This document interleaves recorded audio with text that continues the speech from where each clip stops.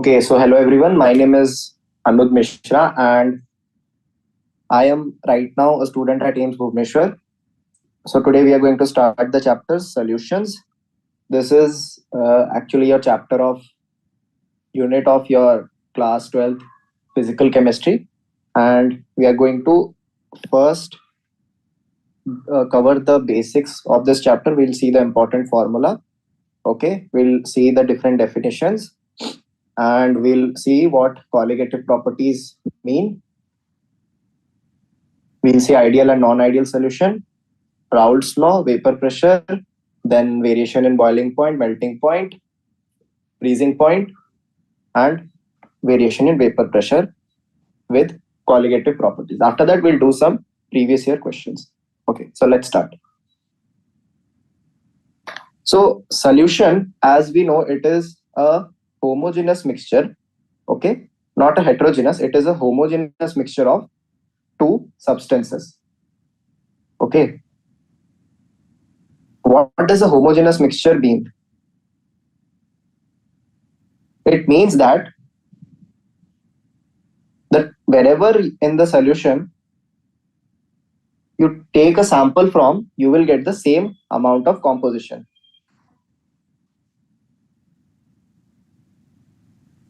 Okay, you will get the same composition. Just a second.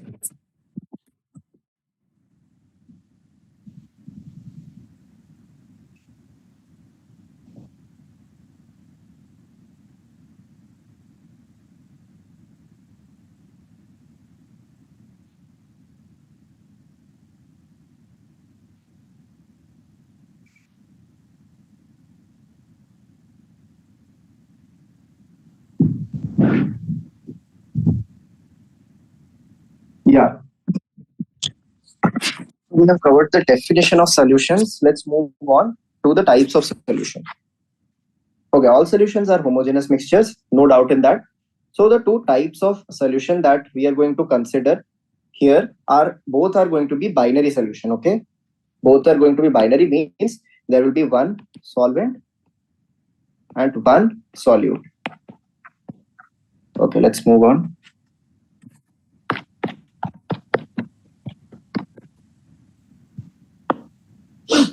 Right. So the types of solution that we have, they basis of what the solute is, what the solvent is, what physical state they are in. We have gaseous solutions, liquid solutions, and solid solutions. So in gaseous solutions, the solvent is gas. Okay, so it will be basically in a gaseous medium. Similarly, in liquid solutions, it will be in liquid medium. In solid solutions, it will be a solid medium. So if we mix a gas in gas, example is your atmosphere. Then if we mix a liquid in gas, a solution of chloroform with nitrogen gas is the example. Solid mixed in gas is camphor in nitrogen gas. Okay. Next, liquid solutions. Gas mixed in liquid is oxygen dissolved in water, which the fishes and the aquatic animals and plants take in. Liquid dissolved in liquid is solution of ethanol in water. Solid dissolved in liquid is, as we all know, glucose in water. Next, solid solutions. A gas dissolved in solid is hydrogen adsorbed on the palladium surface. Liquid dissolved in solid is amalgam of mercury with sodium. And solid okay, this liquid dissolved in solid, you should remember this example. You tend to forget that amalgam of mercury with sodium is not a solid solution, it is a liquid solid solution. Next, solid dissolved in solid is basically any alloy, copper dissolved in gold. So expressing concentration of solution, the concentration terms that we have are percentage weight by weight or mass percentage, percentage volume by volume or volume percentage, mass by volume percent, parts per million, in which we just multiply it by 10 to the power 6. Okay, used only for solutes which are present in trace quantities. Okay, next, mole fraction, commonly used concentration term.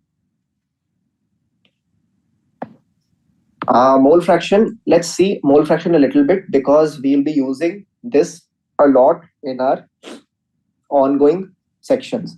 So basically mole fraction is number of moles divided by total number of moles of all the components.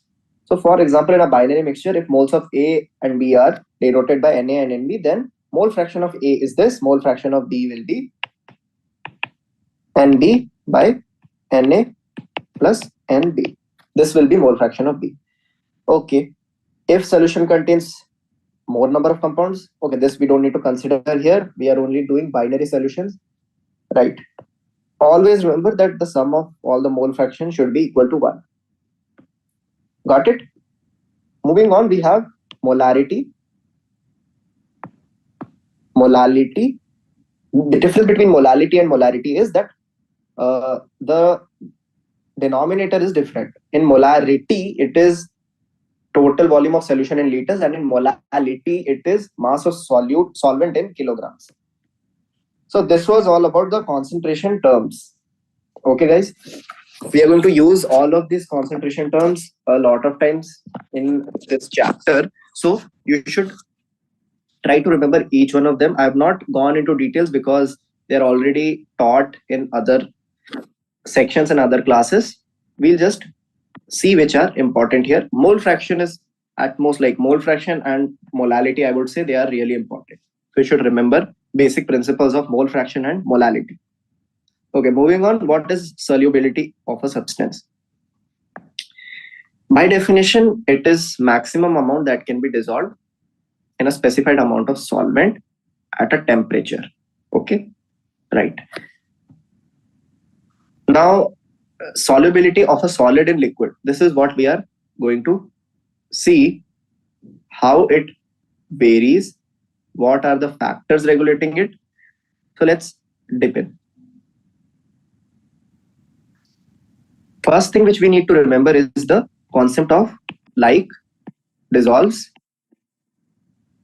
like. This concept is really important.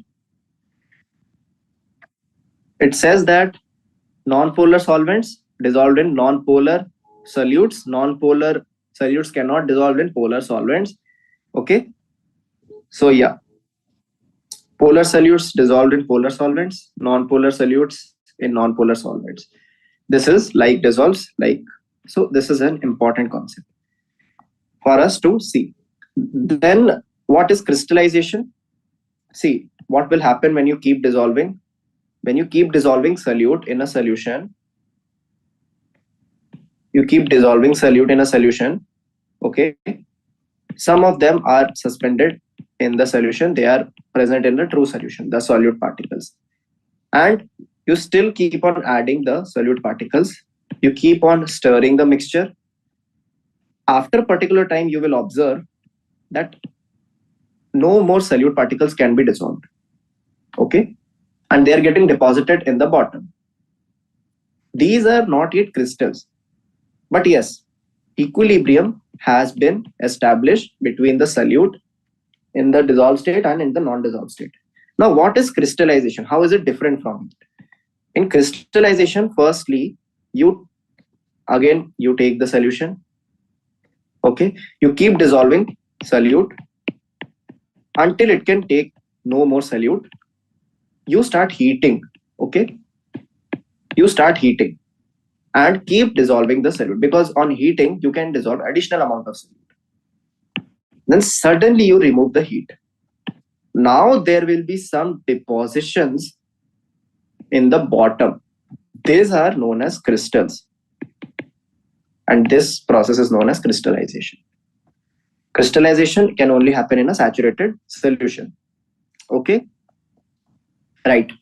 Now let's see the effect of temperature on solubility. Solubility of a solid in liquid is significantly affected by temperature. So it follows Le-Chatelier's principle when it is saturated. Okay, the dissolution process is endothermic. We can understand when the solution is saturated, the dissolution process becomes endothermic. We cannot dissolve more. So if you increase the temperature, then the solubility will increase here. The solubility will rise with rise in temperature. But If it is exothermic, the reverse will happen. So you have to see whether it is endothermic or dissolution is exothermic. Then the effect of temperature can be determined using Le-Chatelier's principle.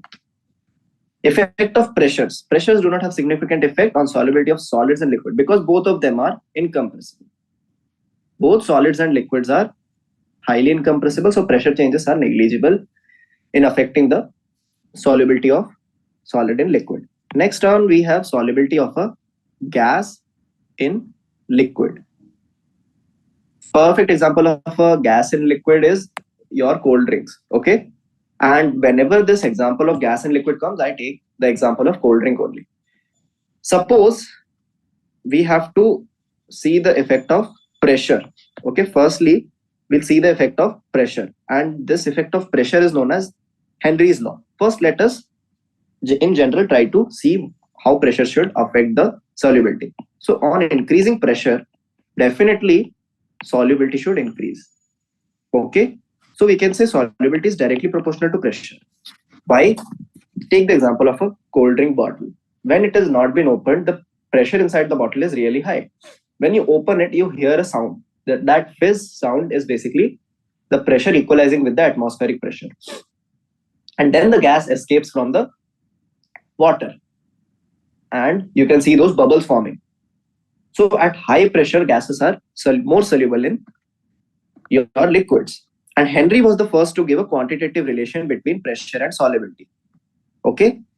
Henry said the same thing, that pressure is directly proportional to solubility, and he gave a quantitative relation that pressure is proportional to the mole fraction of gas in the solution. Right? The partial pressure of the gas in vapor phase, he denoted it by P, is proportional to the mole fraction of gas in solution, where KH is Henry's constant. Okay. So he said that if the partial pressure of gas in the solution, you have to increase it. If you have to increase the partial pressure of gas above the solution, you must dissolve more gas in the solution because both of them are directly proportional.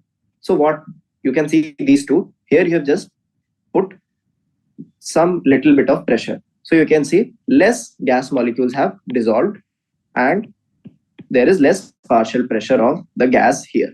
But now you keep increasing the pressure, you can see the gas starts dissolving more and the partial pressure is there also increasing. So both of them account for each other. Okay. Higher the value of Henry's constant at a given pressure, lower is the solubility of the gas in the liquid. This is evident. Okay, because here the term solubility is basically mole fraction. The amount of mole fraction in the solution is the basically solubility, and it is inversely proportional to KH and directly proportional to partial pressure over the gas. Got it? Right. Applications of Henry's law. You can see CO2 in soft drinks sealed under high pressure. Scuba divers must cope with high concentration of dissolved gases. So what they do is they take gases which have low solubility like helium so that they don't get dissolved because the pressure is too high in their cylinders. So the gases can dissolve in their blood. And then when they come back to the surface, those gases release in the bloodstream and they cause painful condition called bends. So the aim is not to dissolve any gas in the blood. So use helium, okay, so that helium has low solubility, it won't get dissolved. Got it? Good. Then effect of temperature. Tell me, are the cold drinks more fizzy if you keep them outside the fridge or when you keep them inside the fridge? Definitely when you keep them inside the fridge. So solubility of a gas is inversely proportional to temperature. The lower the temperature, the more the soluble the gas is. Got it? Next, vapor pressure. Let's see what vapor pressure is. So liquid solutions are formed when solvent is a liquid. In vapor pressure of liquid solution, The thing is, what will happen if two liquids are present in a solution? Let us see the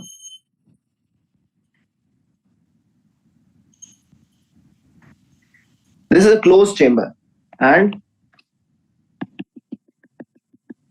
I am drawing a liquid to gas interface.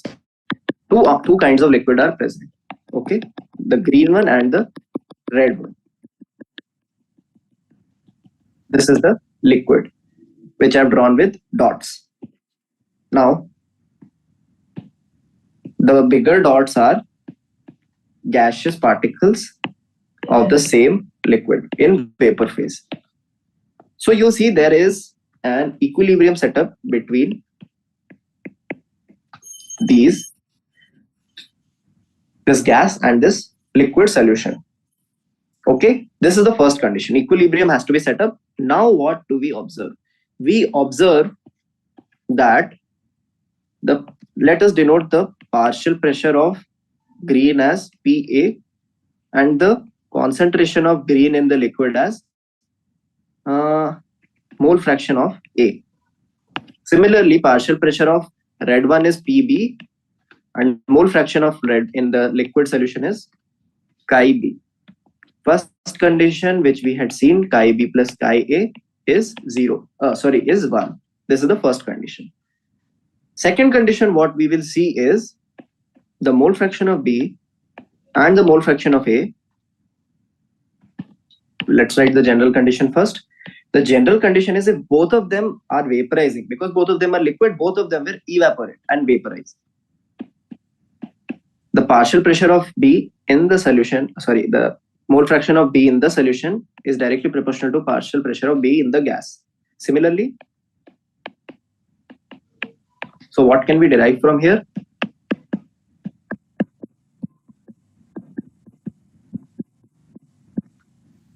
Right? This is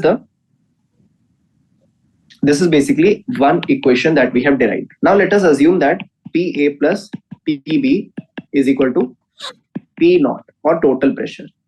So how to find out Pa from total pressure? Pa is equal to remove the proportionality sign, you have to add the total pressure. You have to multiply it by total pressure. Similarly, partial pressure of B will be mole fraction of B in the solution into total pressure. Got it?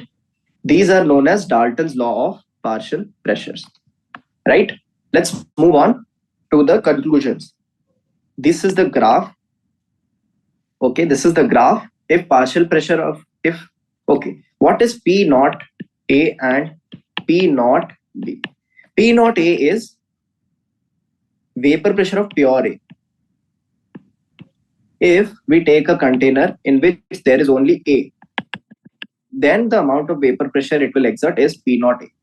Similarly, P naught B is vapor pressure of pure B if only B is present in the solution. So yeah, let's assume P naught B is higher than P naught A. The graph the P total will be something like this, and the graph, if you draw at a constant mole fraction of these two, it will kind of come like this, a graph like this. The conclusions are total vapor pressure over the solution can be related to the mole fraction of any one compound because the other one can be found out by subtracting it from 1. Total vapor pressure over the solution varies linearly with the mole fraction of any compound, for example compound 2. Depending on vapor pressures of pure components 1 and 2, which are P naught A and P naught B, the total vapor pressure of the solution decreases or increases with the increase in the mole fraction of any component. Right? This was your plot of vapor pressure and mole fraction. Now, suppose we derive another term Y. Y is equal to mole fraction in gas. Mole fraction of solution in gas. So what does it mean? If there is a gas, if there is a gas, number of moles of A, number of moles of B is this. How do you define Y? Y is this. Y is pressure, partial pressure of A divided by total pressure YA. Similarly, YB is partial pressure of B divided by total pressure. Okay. Got it? Done? Let's move on. We'll move Raoult's law. What is Raoult's law? We know this is Henry's law. Now, what is Raoult's law? Raoult's law we have just seen. This is Raoult's law. Okay. This is Raoult's law, which says partial pressure is related to the mole fraction. Okay. Got it? Now, what is Raoult's law? How is it a special case of Henry's law? Raoult's law and Henry's law, there is one difference. In Raoult's law, the Henry's constant is replaced by total pressure or P naught. Just that much. Now, let us see vapor pressure of solutions of solids and liquids. The difference here is, if two liquids are present in a solution, then both of them will try to evaporate. But if there is a solid in solution, only the liquid will cause the vapor pressure, solid will not evaporate. So let us assume that vapor pressure of a solid is 0 or P naught B is 0. Solute will never ever cause a vapor pressure.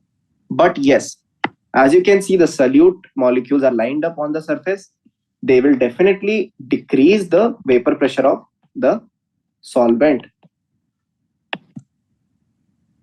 which is you can contrast to a pure solvent where complete surface is lined by the pure solvent and the vapor pressure is much more higher than when it is in a solution with a solute. So what formula we need to remember here is, only the vapor pressure of the pure solvent will decrease and the pressure, the pressure of the pure solvent or the pressure of the solvent right now is equal to mole fraction of the solvent solution into P naught of pure solvent. That is evident because mole fraction will always be less than 1. Therefore, pressure of solvent will always be less than pressure of pure solvent. Right? This is the equation which we need to remember. Moving next, we need go to ideal and non-ideal solutions. The solutions which obey Raoult's law are called ideal solution, which means that yes, vapor pressure is a function of your mole fraction. They are ideal solutions. Right now, ideal solutions have two important properties, that enthalpy change during mixing should be 0 and volume change during mixing should be 0. Which means that when you mix these two solutions, no heat is evolved or absorbed and volume of A, volume of B, total volume is VA plus VB. This is an ideal solution. The curve for an ideal solution will be the one which we had seen. It will be a linear curve, something like this. Remember that curve? P naught B, P naught A, and yeah, this was mole fraction, this was pressure, that curve I'm talking about. What happens in non-ideal solution? So in non-ideal solution, we all know that there exists some kind of attraction or repulsion between the components of a solution. Suppose you mix a polar solvent with a polar solvent. A polar solute. Right. Both of them will try to attract each other because they are polar. You mix a polar solvent with a non-polar solute. What will happen to the non-polar one? It is hydrophobic basically, right? Because it is non-polar. It will try to repel the water. So what will happen to the volume of the solution? Volume will be a little bit more than what it was expected. And if the solute and solvent molecules are attracting each other, the volume will be a little less than what was expected. This is basic common sense, guys. If some things are attracting each other, they'll try to come closer. Okay, they'll try to come closer, and if they are repelling each other, they'll try to push each other. So two things are clear from here. In a non-ideal solution, either you'll see increased volume or you'll see decreased volume. If increased volume is seen, then the solute and solvent are repelling each other, and vice versa. So first condition for a non-ideal solution is the vapor pressure wala curve. Either it will be positively deviated, which means you will find it more than expected vapor pressures, and otherwise it will be negatively deviated, which means you will find the vapor pressures less than expected. Now, what does that mean? All of it can be explained on the basis of attraction and repulsion. Suppose attraction is there. Attraction is there, and second thing is repulsion. Suppose attraction is there. So first condition we saw that volume will decrease. For repulsion, volume will increase. For attraction, try to imagine what is happening at the surface of the liquid. Molecules are trying to escape and causing the vapor pressure. Okay, this is what is happening. Molecules are trying to escape and causing the vapor pressure. If they are getting attracted, so will they be able to escape? No, there will be attraction, so vapor pressure will decrease. Similarly, if they are being repelled, vapor pressure shall increase. So positive deviation. And here you will see negative deviation. This is the second thing, vapor pressure. Okay. Good. So now we are done with the two things. First, you need to see volume, then you need to see the vapor pressure. Let us see some non-ideal solutions which are known as azeotropes. What are azeotropes? Azeotropes are binary mixtures having same composition in liquid and vapor phase, boil at constant temperature. So it is a kind of solution in which whatever composition is of the liquid solution, same composition you will find in the gas. So the mole fraction of the components in the liquid is equal to the mole fraction of the components in the gaseous phase. What does that mean? Chi A by chi B is equal to Ya by Yb. So how will you separate them? You cannot separate them. There are two types of azeotropes, minimum boiling and maximum boiling. The minimum boiling ones are the ones which show large positive deviation from your the minimum boiling ones are the ones which show large positive deviations, which means they are repelling each other, which means the vapor pressure is high, so boiling point will be low.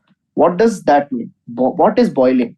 Boiling is basically molecules escaping from the matter of the liquid. That is boiling. So suppose the components are repelling each other, they are pushing each other out. So the boiling point will be achieved at a lower temperature. That means minimum boiling azeotropes have positive deviation from Raoult's law and they have higher vapor pressures. Similarly, an example is your ethanol water mixture. Then the ones which are forming maximum boiling azeotropes are showing large negative deviations. We can definitely figure it out, and the example is nitric acid in water. Okay, right, we are done with maximum basic stuff. Let's start colligative properties. What is colligative properties? Colligative properties is basis on number of particles. It is based on the number of particles.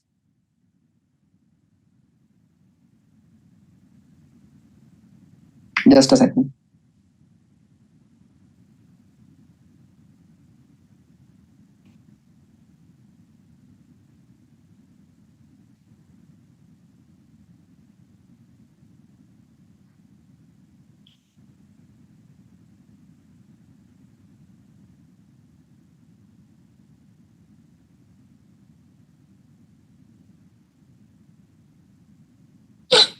Yeah, it forms its basis with the number of particles.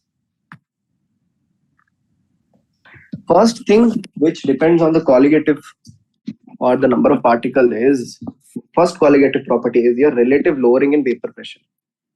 We have seen that in a solid and liquid solution, the vapor pressure of the liquid is lowered from the pure vapor pressure. This lowering in vapor pressure is directly proportional to the number of solute particles. And number of a substance is basically related to the moles and the Avogadro number.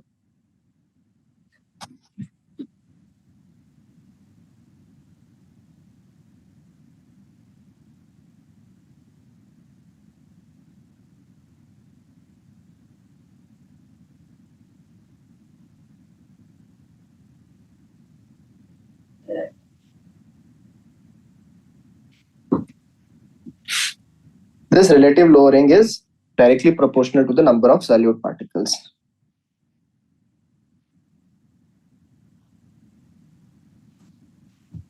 The formula which we need to remember here is this is something called the vapor pressure of pure liquid, P naught 1 minus the pressure which is observed right now divided by the vapor pressure at pure temperature. Pure condition is basically equal to the mole fraction of solute.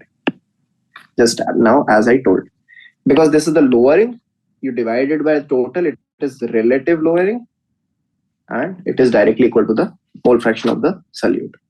Next colligative property comes out to be elevation of boiling point. What is elevation of boiling point? Elevation of boiling point is when you add solutes to the solvents, the boiling point is elevated. Okay, because on the surface, the solutes are obstructing the process of boiling. So you need to give more energy from by increasing temperature to boil the liquid. The formula which we need to remember here is the elevation of boiling point is delta TB, and delta TB is directly proportional to Kb into molality, and Kb is constant. This is just Kb is called boiling point elevation constant, molar elevation constant, or ebullioscopic constant. All these are same. This is how you need to describe Kb. Okay. Then you have depression of freezing point, which is the third colligative property, which says that on adding solvent, the freezing point will be depressed. Formula is again the same. This is delta Tf, which is the freezing point depression, and it is directly proportional to molality, and you add a constant which is known as freezing point depression constant. This M is molality again, and you get the formula. Okay. To find out the values of your ebullioscopic constant and depression point freezing point depression constant, you can use this formula. Okay.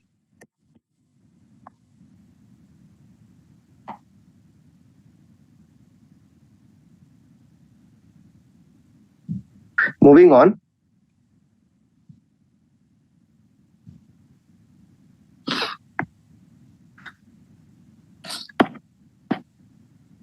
Yeah, they have given a table of these two values for different compounds. Moving on, we go to the fourth and the last colligative property, which is the osmotic pressure.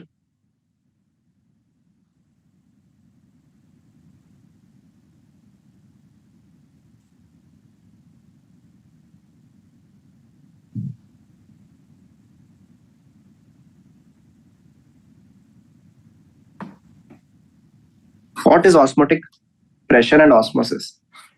So suppose this is a semi-permeable membrane. There are two solutions filled on both sides of the container.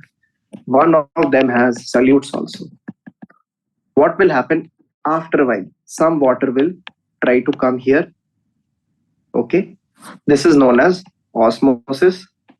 Need not explain further. We'll just go to the formulae. There is a pressure which is exerted on this liquid, okay, on this side. We are assuming that some pressure is pushing the liquid to the other side of the membrane. This pressure is osmotic pressure. If we apply a back pressure on this liquid, then we can basically stop this liquid from coming to the other part of the container, which we can see here.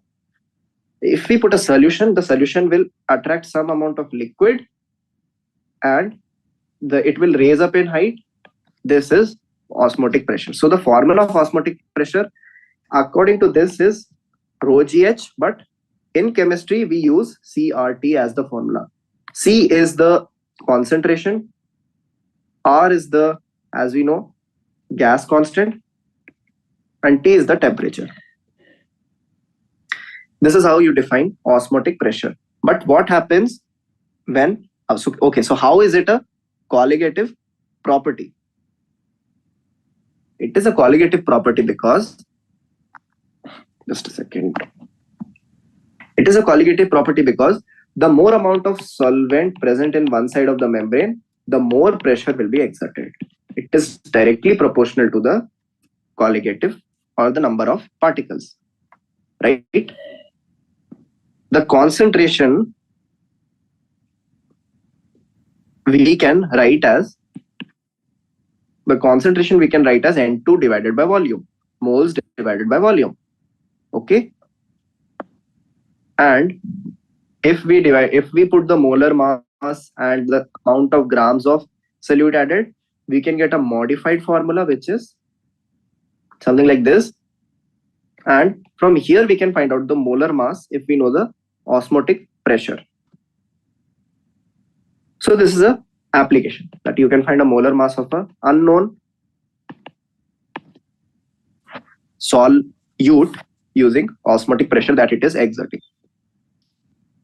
Two solutions having same osmotic pressure at a given temperature are called isotonic solutions. What is reverse osmosis? Just as I told you that at a semi-permeable membrane, and here there are solutes. To prevent water from crossing this membrane and coming to the concentrated side, we can apply some pressure over this container. But if we apply too much pressure, then water will start diffusing from the concentrated to the dilute side. This is called reverse osmosis. You can basically extract fresh water from salt water by using reverse osmosis. Then abnormal molar masses, there is a term called Van 't Hoff factor or small I. What it induces is, suppose you mix NaCl in a solution. The colligative property will say if I mixed 1 mole of NaCl. So what does the colligative property say? That 6 into 10 to the power 23 particles are present in the solution, but actually NaCl will go and dissolve. It will break up into 2 particles. So basically, in reality, 12 into 10 to the power 23 particles are present. That is 2 mole of particles are present. So we have to multiply the number of moles by some constant, that is I. So these are the formulas of I, but basically you need to remember that if 100% dissolving solute is there, which is breaking up into 100% of its ions, the I will be equal to number of ions. Then there are some which aggregate. For example, you can see this ethanoic acid or acetic acid, they dimerize. in benzene. So here you will multiply by 1 by 2 because two particles you put, but they became one in the solution. Okay, so you have to account for all of that. And for all the colligative property, just multiply the concentration term by this small I. Elevation of boiling point, depression of freezing point, osmotic pressure, just multiply the concentration by small I, you're good to go. Right?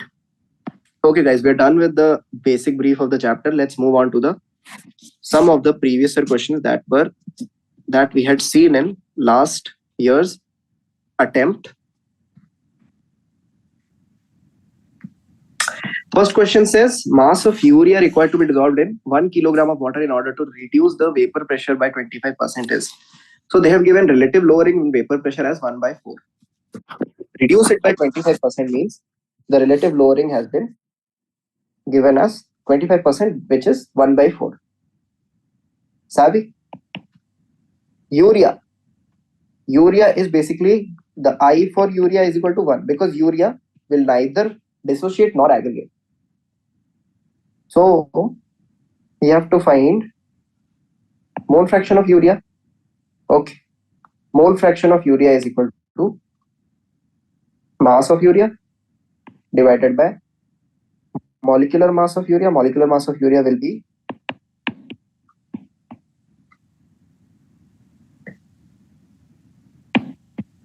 60.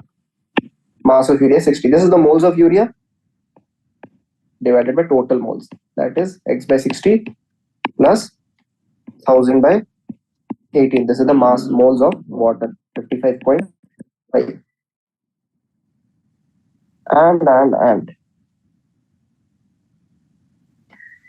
cross multiplying both of them, we will find x by 60 is equal to x by 240 plus 55 by 4.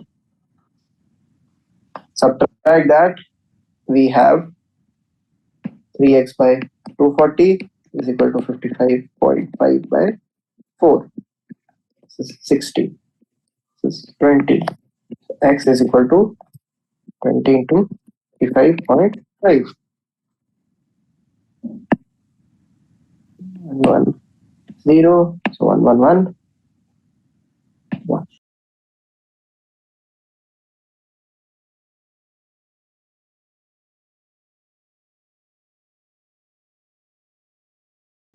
Consider the following pairs of solution which will be isotonic at the same temperature. Isotonic. Okay. So isotonic is basically same osmotic pressure. So 1 molar of NaCl and 2 molar of urea. Yeah, NaCl will dissociate into 2. So yes, these will be isotonic.